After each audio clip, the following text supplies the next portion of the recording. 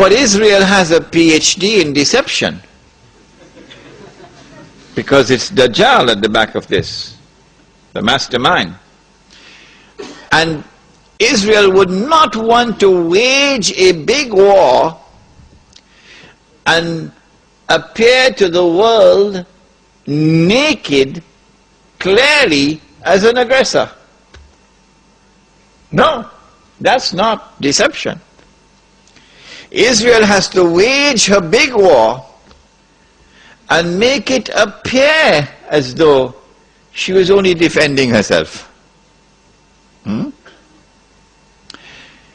The only Muslim I know of who has had the capacity to be able to penetrate the deception that has been going on all these years, the only one I know of, was a man who never went to Al-Azhar University.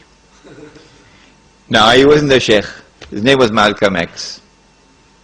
He's the only man I know of who had that eyes wish to see and could clearly recognize the strategy and the deception. Read Malcolm X. How is Israel going to launch this big war and yet get away from being perceived by the whole of humanity as the aggressor, blatant aggression? You have to come with a good strategy. The strategy is this. Ariel Sharon goes into Masjid al-Aqsa with 1,000 Israeli military with him, with their shoes on,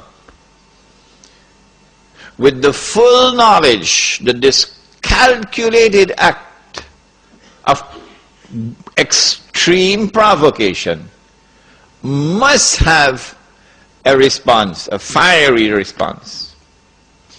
And as the flames of the new intifada emerge, you must keep it burning by committing upon the Palestinian people more and more atrocities that drive them into a greater and greater rage. This is planning, this is strategy, this is not happening by accident. As Israel unleashes this barbaric oppression upon the Palestinian people, you must have a television station which you plant amongst them, which will cover this, that your Egyptian television would not cover, and your Jordanian government would not allow on Jordanian television, so you create something called Al Jazeera. And the Arab masses believe Al Jazeera is their station. This is the only place in the world we can get authentic information, Al Jazeera. So Al Jazeera is now used to portray all the atrocities. And so around the Arab world, the masses only have to tune into Al Jazeera and they know what's happening. And so the Arab masses become more and more angry.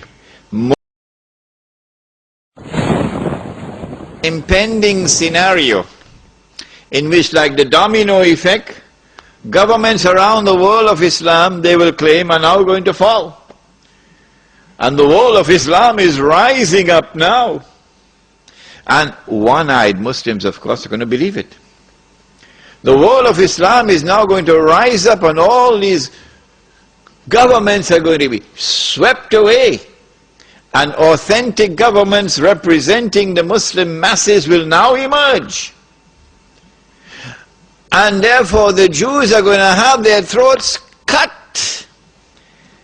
This is going to be the most dangerous moment in the entire life of the world of Jews.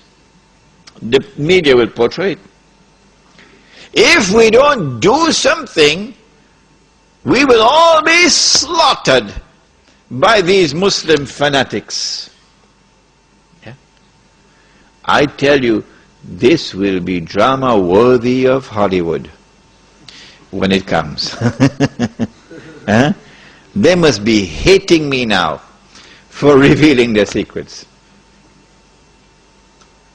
It is in this scenario that Israel will say, we have to do something. If we just sit here and do nothing, the state of Israel will be destroyed and the Jews will all be slaughtered. What can we do? They call it a preemptive strike. A preemptive strike. But it won't be a preemptive strike. It will be the most dazzling display of the magnificent application of state-of-the-art military technology that will leave even Uncle Sam in the backyard. A war like Uncle Sam has never seen and could never wage. That is what Israel is going to wage. Do they have the technology? I believe they have technology that even Uncle Sam doesn't have. It will be a lightning strike. Israel has to put on this magnificent display of military power and state-of-the-art technology beyond anything else that the world has ever known, in order for Israel to impress upon mankind the validity of its credentials that is now going to become the new ruling state in the world. Before Fahad could even blink, the Israelis have taken over the Saudi oil fields and the Iraqi and the Kuwaiti oil fields. The United States, of course, will make some noise, and Britain will make some noise, but will they send troops? Not, of course not.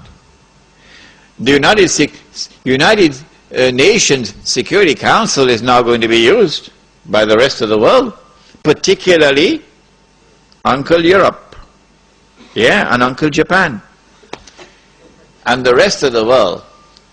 They will take the United Nations and seek to use the United Nations now to do something about this.